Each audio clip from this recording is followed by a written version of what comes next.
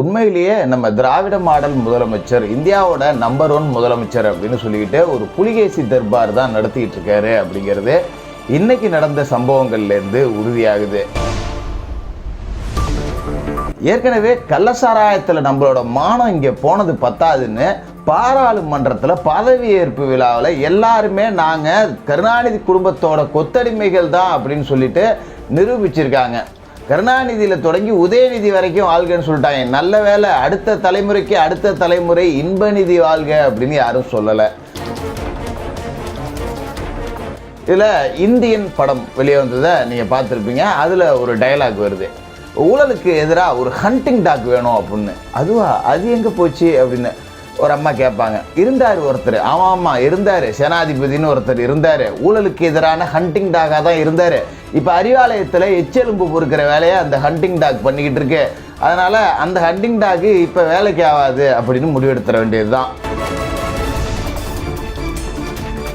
இப்படி பல கேவலங்கள் அப்படிங்கிறது அரங்கேறி இருக்கு. அது எல்லாத்தையும் தான் இன்னைக்கு நம்ம வீடியோவில் பார்க்க போகிறோம். அதுக்கு முன்னாடி கள்ளசாராய சாவுகளுக்கும் டாஸ்மாக் சாவுகளுக்கும் பெயர் பெற்ற இந்த தமிழகத்தில் இந்த மது போதைக்கு அடிமையானவர்களை மீட்டெடுக்கக்கூடிய ஒரு நிறுவனம் அப்படிங்கிறது இருக்குது, சர்வைவல் ஃபவுண்டேஷன். இந்த நிறுவனத்தோட என்ன நீங்கள் தொடர்பு கொண்டீங்க அப்படின்னா, உங்களோட உறவுகள் நண்பர்களில் யாராவது மது போதைக்கு அடிமையாக இருந்தால் அவங்களுக்கு சிகிச்சைகள் பயிற்சிகள் எல்லாமே கொடுத்து அவங்கள மது போதையிலேருந்து மீட்டெடுக்கக்கூடிய ஒரு நல்ல நிறுவனம். இதை பயன்படுத்திக்கோங்க. இப்போ விஷயத்துக்குள்ளே போவோம். நீட் தேர்வு எதிர்ப்பு போராளி அனிதா, மருத்துவர் அனிதா அப்படின்லாம் சொல்லிட்டு இன்னைய வரைக்கும் அனிதாவோட மரணத்தை வச்சுக்கிட்டு பிண அரசியல் திமுக செஞ்சுக்கிட்டு தான் இருக்காங்க. இந்த ஆட்சி மாற்றத்துக்கே முக்கிய காரணமாக இருந்தது அனிதாவோட மரணம். அனிதாவுக்கு பிறகு ஒரு 20க்கும் மேற்பட்ட மாணவ மாணவிகள் இறந்து போயிருக்காங்க. ஒரு அனிதா உயிர் உங்களுக்கு பெருசாக போனதால் நீட் தேர்வையே ரத்து செய்யணும்னு சொன்னீங்களே, இன்னைக்கு 63 உயிர் பறி போயிருக்க, டாஸ்மார்க்கை மூடணும் அப்படின்னு ஏன் திமுக காரங்களுக்கு புத்தி வர மாட்டேங்குது? இந்த 63 உயிர் கள்ளசாராயத்தில் போனது மட்டும் இல்லை, பல ஆயிரக்கணக்கான பேர் தினமும் டாஸ்மார்க்கில் மது போதைக்கு அடிமையாகி தான் வீட்டில் இருக்கிற அண்டான் குண்டான் தோடு வளையல் செயின் மோதிரம்னு எல்லாத்தையும் அடகு வச்சுட்டு கட்ட கடைசியாக தாலியை கொண்டு அடகு வச்சுட்டு குடியார நாய்ங்க குடிச்சு செத்துக்கிட்டு இருக்காங்க. இதுக்காகலாம் டாஸ்மார்க்கை மூட மாட்டீங்களா? ஒரு அனிதாவோட உயிர் போனதுக்காக நீட்டை ரத்து செய்ய சொல்கிற நீங்கள் ஏன் இத்தனை உயிர் போகிற இந்த டாஸ்மார்க்கை மட்டும் வச்சு நடத்திக்கிட்டு இருக்கீங்க? இதில் மது நாட்டுக்கும் வீட்டுக்கும் உயிருக்கும் கேடு, அப்புறம் என்ன மசுருக்கு அதை விற்கிறீங்க அப்படிங்கிற கேள்வி இங்கே எழுதா இல்லையா? நீட் மாணவர்களுக்கு கேடு, சரி எதிர்த்துருவோம், நீட்டுக்கு எல்லாரும் சேர்ந்து போராடுவோம், மாற்றமே இல்லை. நீட்டை கொண்டாந்தது திமுகவும் காங்கிரஸும் தானே எங்களுக்கு தெரியும். இருந்தாலும் நீங்கள் நாடகம் போடுறீங்கன்னு தெரிஞ்சாலும் கூட மாணவர்களோட நலன் கருதி அதை எதிர்ப்போன்னே வச்சுக்குவோம். ஏழை மாணவர்கள் இப்போ டாக்டர் ஆகிற கனவை நினச்சி பார்க்க முடியுமா? நீட்டுக்கு முன்னாடி அவன் டாக்டரோட பையன், அவன் 300 மார்க் எடுத்தாலும் 400 மார்க் எடுத்தாலும் ஜஸ்ட் பாஸ் பண்ணாலும் 50 லட்சம் 1 கோடின்னு டொனேஷன் கொடுத்துட்டு பரம்பரையாக டாக்டர் ஆகிட்டு இருந்தாங்க. இப்போ ஆக முடியாது. அதை நீட்டு தடுத்துருக்கு. உங்களோட அமைச்சர்கள் கல்லா கட்டுறது குறைஞ்சி போச்சுங்கிறதால நீட்டை தடுக்கிறீங்க, நீட்டை எதிர்க்கிறீங்க. அதுக்கு அனிதா அப்படிங்கிற ஒரு பெண்ணோட மரணம் தேவைப்பட்டுச்சு. இன்னைக்கு இத்தனை பேர் செத்து போயிருக்காங்களே, டாஸ்மார்க்கை மூட வேண்டியதாயா?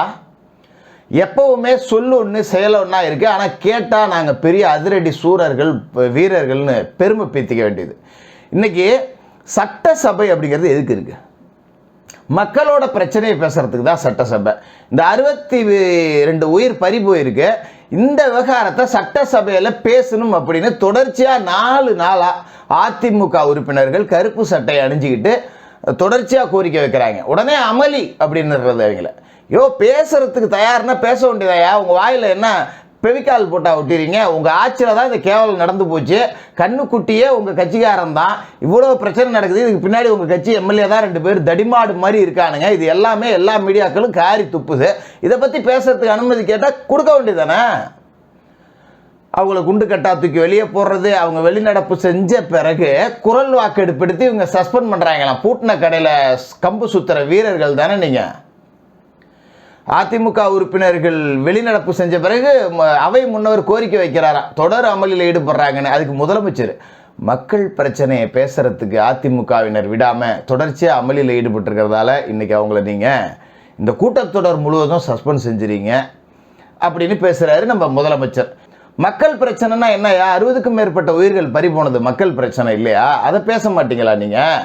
வெறுமனே திராவிட முதல்வர் வாழ்க, விடியல் ஆட்சி பாலாரும் தேனாரும் ஓடுது, எங்கள் சின்னவர் உதயநிதி வாழ்க, செங்கல் அதிகாரம் கண்ட எங்கள் இசை வேளாளர் சமூக சோழனே வாழ்க அப்படின்னு பெருமை பெற்றறதா? இதில் சாதிவாரி கணக்கெடுப்பு எடுக்கிறதுக்கு மத்திய அரசு இவங்க வலியுறுத்தி தீர்மானம் போடுறாங்களாம். என்னத்துக்கு வலியுறுத்தணும்? மத்திய அரசுக்கு இதுக்கு என்ன சம்பந்தம்? ஏன் நிதிஷ்குமார் அவங்களோட மாநிலத்தில் இந்த சாதிவாரி கணக்கெடுப்பு எடுத்து முடிக்கலையா? மாநில சுயாட்சின்னு பெருமை பீத்துக்கிட்டு இருக்கீங்க. மாநில சுயாட்சிக்கு உட்பட்ட ஒரு விவகாரத்தை உங்களால் செய்ய முடியல. மத்திய அரசு கிட்ட நீங்கள் என்னத்தை வலியுறுத்தி கிழிக்க போறீங்க? மாநில சுயாட்சியை பிஜேபி கிட்ட ஏலம் போட்டவங்க தானே நீங்க. மாநில சுயாட்சி சரியா? மாநில சுயாட்சி நிதிஷ்குமார் எந்த அடிப்படையில் தன்னோட மாநிலத்தில் ஜாதிவாரி கணக்கெடுப்பு எடுத்தார்? நீ எதுக்கு போய் மத்திய அரசுக்கு கோரிக்கை வைக்கிற? ஈஸியா நீயே செஞ்சுட்டு போயிடலாமே.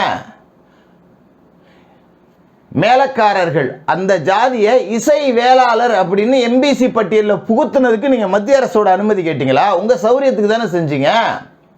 ஒரு தெலுங்கு சாதி, உங்க சாதி இசை வேளாளர் சாதி, எப்படி இந்த இசை வேளாளருங்கிற சாதியா எம்பிசி பட்டியலுக்குள்ள அது நுழைஞ்சுது? மத்திய அரசு கிட்ட கேட்டா செஞ்சீங்க. எதுக்கு நாடகம் போட்டே வாழ்க்கையை நடத்துறீங்க? கொஞ்சமாவது ஓட்டு போட்ட மக்களுக்கு விசுவாசமா இருங்கயா. கூட்டணி கட்சிக்காரங்க அத்தனை பேர் வாய் மூடி வாயில பிளாஸ்டிக் போட்டு ஒட்டிட்டானுங்க. இதுல கமலஹாசன் படம் வர எடுக்கிறார், இந்தியன் 2. சினிமாவில் பேசுற ஊர் நியாயத்தில் கொஞ்சமாவது நேரில் கடைபிடிக்கணும். அந்த படத்தில் இந்த ட்ரெய்லரில் ஒரு டைலாக் பார்த்தேன். இந்த சித்தார்த் இருக்கானே, அவன் ஒரு பெரிய போராளி. ஊழலை பார்த்தா கன்னத்திலே அறையணும் போல இருக்கு. எங்க யாரையாவது யாரை பார்ப்போம்? இப்போ திமுக ஆட்சியில் செருப்பை கொண்டு ஒன்று அடிச்சிருவாங்க. போய் பேசுறேன், கள்ளக்குறிச்சி விஷ சாராய மரணத்துக்கு எங்க பேசு பார்ப்போம், கன்னத்தில் அற பார்ப்போம். இது எல்லாமே ஒரு அஜெண்டா பேர் வழிகள். இந்த டயலாக் சித்தார்த்து பேசுவான், ஊழலுக்கு எதிராக ஒரு ஹண்டிங் டாக் வேணும், ஒரு வேட்டை நாய் வேணுமா. இந்த வேட்டை நாயை யாருங்க இந்த வேட்டை நாயா இருப்பா அப்படின்னு அந்த கேரக்டர் கேட்கும். ஏற்கனவே ஒருத்தர் இருந்தார். யாரு? இந்தியன் தாத்தா ஊழலுக்கு எதிரான வேட்டை நாயா இந்தியன் 1ல் நடிச்சிருந்தாருல்ல, அது அப்போ வேட்டை நாய் தான். இப்போ இந்தியன் தாத்தா என்ன பண்றாரு? அந்த வேட்டை நாய் இப்போ அறிவாலயத்தில் எச்சி எலும்புக்காக தட்டை தூக்கிட்டு வரிசையில் நின்றுட்டு இருக்கு. அப்படி தானே நம்மளால் பார்க்க முடியுது. இது அப்படியே ஊழலுக்கு எதிராக வேட்டையாடி அறுத்து தள்ளிட்டாலும் எங்களுக்கு தெரியாதா என்ன? மொத்த சினிமாவையும் ரெட் ஜெயண்ட்டுக்காரங்க குத்தகைக்கு எடுத்து நடத்திட்டு இருக்காங்க. இந்த படத்தையும் அவங்க தான் வெளியிடுறாங்க. உன் துறையும் சேர்த்து கொண்டு அடவு வச்சுட்டு தட்டை தூக்கிட்டு போய் நிற்கிறிய, வெக்கமா இல்லை? நீ எல்லாம் ஒரு வேட்டை நாயா? என்னையா படம் எடுத்து வச்சிருக்கீங்க? இதில் இந்த படத்தில் பேசுகிறாங்க பாரு, சிஸ்டர் சரியில்லைன்னு வாய்க்கு வந்ததை பேசிட்டு அதுக்கு எந்த நடவடிக்கையும் எடுக்காமல் இருக்கிறது வெறும் குறைக்கிற நாயா. யார்? ரஜினிகாந்த் சொல்லியிருக்காப்புல மறைமுகமாக, சிஸ்டர் சரியில்லைன்னு சொல்லிட்டு வெறும் பார்க்கிங் டாகாக இருக்காங்களாம், குறைக்கிற நாயா இருக்காராம். இவர் தான் கடிக்கிற நாயாச்சு. எதுக்கு டார்ச் லைட்டை கீழே வச்சுட்டு விளக்க தூக்கிட்டு போய் அறிவாலயத்தில் நிற்கிறாருன்னு நம்ம கேட்க வேண்டியது இருக்கா இல்லையா? வெக்கம் கெட்டவங்க, மானம் கெட்டவங்க, ரோஷம் கெட்டவங்க, இதுக்கு மேலே என்னென்ன வார்த்தைகளை வேணாலும் போட்டுக்கலாம். இங்கெல்லாம் இப்படி மானம் போனது பத்தாதுன்னு பாராளுமன்றத்தில் கொண்டு போய் தங்களோட மானத்தை அடவு வைக்கிறாங்க. 40க்கு 40 மக்கள் நல்லா குத்தி அனுப்பினீங்கல்ல, இங்கே போய் என்ன தெரியுங்களா செஞ்சாங்க? இன்னைக்கு பாராளுமன்றத்தில் பதவி இருக்கிறாங்க. ஓட்டு போட்ட மக்களுக்கு நன்றி சொல்லி ஒருத்தர் கூட பதவி ஏற்றுக்கல. வாயை திறந்தா கருணாநிதி வாழ்க, முக ஸ்டாலின் வாழ்க, உதயநிதி வாழ்க, இன்ப நிதியை மறந்துட்டாங்க போல இருக்கு. இல்லைன்னா இன்னொரு 2 வருஷம் கழிச்சு பேசுவாங்க. அதாவது இந்த இளம் தலைவர் உதயநிதி பேரை பாராளுமன்றத்தில் அப்படியே பறக்க விடுறாங்களாம் பட்டொலி வீசி. பதவியேற்கிற அத்தனை பேரும் இளம் தலைவர் உதயநிதி வாழ்க, சின்னவர் உதயநிதி வாழ்க. ஏன் பாராளுமன்றத்தில் உதயநிதி பேர் யாருக்கும் தெரியாதா? நீங்கள் சொல்லி தான் தெரியுமா? ஏற்கனவே வடநாட்டில் இருக்கிற பிஜேபிக்காரன் போகிறா உதயநிதிக்கு நன்றி சொல்லி ஊர்வலமே விட்டுருவானுங்க போல இருக்கு. சும்மா கொஞ்சோண்டு ஜெயிக்கலாம்னு நினைச்ச காங்கிரஸை சனாதனம்னு ஒரு பிரச்சனையை கொண்டாந்து வாயை விட்டு காங்கிரஸ்காரனை மறுபடியும் தோக்கடிச்சு தெருவில் நிறுத்தினதே உதயநிதி தான் அப்படிங்கிறது பார்லிமெண்ட்டில் இருக்கிற எவனுக்கும் தெரியாதா? இதில் இளந்தலைவர் வாழ்க, சின்னவர் வாழ்க அப்படின்னு சொல்லிட்டு 40க்கு 40 கொடுத்த மக்களுக்கு நன்றி கூட சொல்ல வராமல் உங்களோட கொத்தடிமை சாசனத்தை எழுதி கொடுக்குறீங்களே, வெக்கமா இல்லையா உங்களுக்கு? இதில் ஒரு 3 எம்பிக்கள், ஏக்நாத் ஷிண்டே செந்தில் பாலாஜி அப்படின்னு சொன்னாங்க இல்லையா முன்னெல்லாம். இப்போ செந்தில் பாலாஜி ஜெயிலில் போய் வருடம் கடந்து தியாகியாக உள்ளே இருக்கார், திராவிட தியாகி ஆகிட்டார் அவர். இப்போ புது ஏக்நாத் ஷிண்டேவா ஏவா வேலு முளைச்சிருக்கார்.